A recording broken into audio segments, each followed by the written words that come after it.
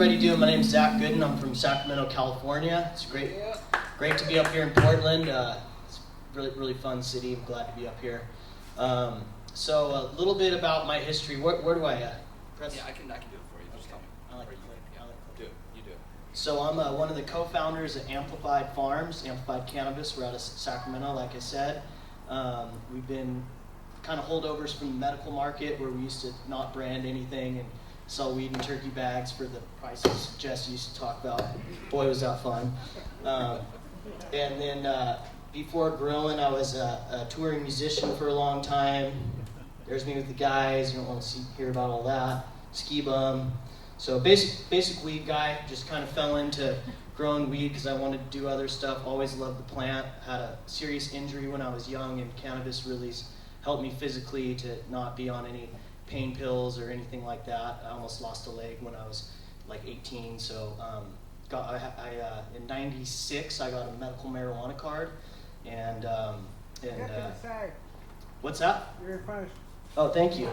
Any other comments? I'd love to hear them. But so always loved the plant. Got into growing a little over a decade ago. Jumped right into it. Opened a dispensary. Did all sorts of stuff. And we were approached by SMUD a few years back to do an LED trial test, which we were like, oh, we don't want to do that. And then they told us how much money they'd give us, and we said, hell yeah, we want to do that. So we scored a couple dehumidifying AC units out of them and said we'd do the test, we'd get rid of the LEDs once we decided they sucked. And we did a couple runs, and we were wrong. The LEDs were great. They exceeded our expectations, and we're still running them now. You can see this is one of our earlier runs. We did we had a third party called Cadmus out of Oregon. I don't know if anybody's heard of it, but they came down and hooked sensors up to all of our plugs and did a real audit of our consumption. So we ended up saving 25% of total power use from the LED room compared to a matching HPS room. We had 21 lights in each room, 10 tons of dehumidification air in each room. So it was a real side-by-side test. We weren't really used to the power of the LEDs on the first run, and we had some glitches from all the new setup. So we did an additional run to, because we really wanted to get a good result. And you know how that goes. If you want to have something crazy happen, just hire a third party to come in and monitor your grow. So everything was going along pretty good. Let's see. Till we got robbed during the middle of the test. So I had to call up SMUD and be like, there's a slight problem with the numbers in the middle row. So we were able to omit a few of the strains and still get really good numbers. And SMUD was happy, we were happy. We ended up keeping the LEDs set up. We were saving power in there, which is great, but for our business, which was even better, we were saving amperage. And we were able to expand our production because we saved the amperage by having an all LED room. We're awaiting a power upgrade at that facility, so we're really using as much power as we can. I know this is an efficiency thing, but we're trying to produce as much cannabis as we can for the power we have. So we were able to go from these rooms, same size rooms, we're at an additional row in each room. So we went from growing 40-something pounds to 70-something pounds out of each room. So that was a great thing from the LED. So when we added more lights in our like Jesse was saying, when you add one thing, you're kind of changing everything. So when we added more lights, our environment, our HPS rooms really suffered.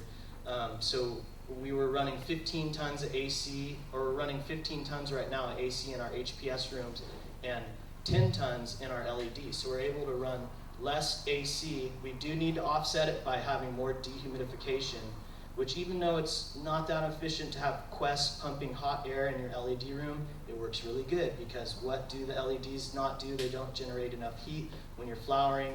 So, throwing in a few, heaters, essentially dehumidifiers, tended to help out, and we were able to keep the threshold just in working environment levels for the 10 tons and the 36 LED lights. I'd prefer to have 5 more tons in there. If I had the available amperage, I would, but it still does work. Where the where the other rooms that have 15 tons, I actually have to checker some of the lights. So those rooms are like 32 lights compared to 36 in the LED, and I only run 26 lights at one time under the 15 tons to keep the environmentals around where I want them. So so the LED was basically kicking ass. So let's see what we got next. So basically, people were saying the LED wasn't working, so can buds work. That looks like it's working.